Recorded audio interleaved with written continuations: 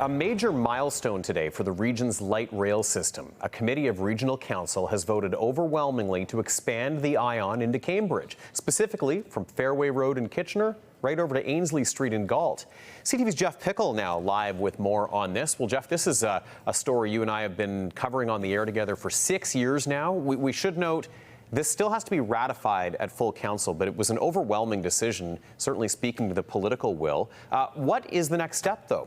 Well, Tony, after all of those years of drawing up plans, doing an environmental assessment and creating a business case, the region now has to sell this business case to the province and federal government because the region is really counting on the upper tiers of government to bankroll the actual construction. It was back in June of 2019, the launch of the first LRT train from Fairway Road. Even then, the site's already set on Cambridge. Then regional councillor, now concerned citizen Tom Galloway spoke at the meeting today to support the expansion into Cambridge. It's all part of the regional growth management strategy. It was all part of the original environmental assessment where we did the entire route right from north to south. Given multiple options on the route, regional staff recommending the continuation of light rail from Fairway Road to Ainslie Street in Galt. The estimated cost of the project, the most expensive option, $4.3 billion. A majority of others who spoke today at council in favor of Phase 2. The ION and the GRT have been massive parts of transforming Kitchener from a place that I live to a place that I proudly call home. The purpose of my delegation is to confirm Cambridge Mill's full support for the proposed light rail transit project to downtown Cambridge. But not everyone is sold. I've got a lot of concerns, and I've heard a lot of concerns from residents I've heard over the years. Adam Cooper is a councillor with the City of Cambridge. Cambridge really kind of got the short end of the stick originally.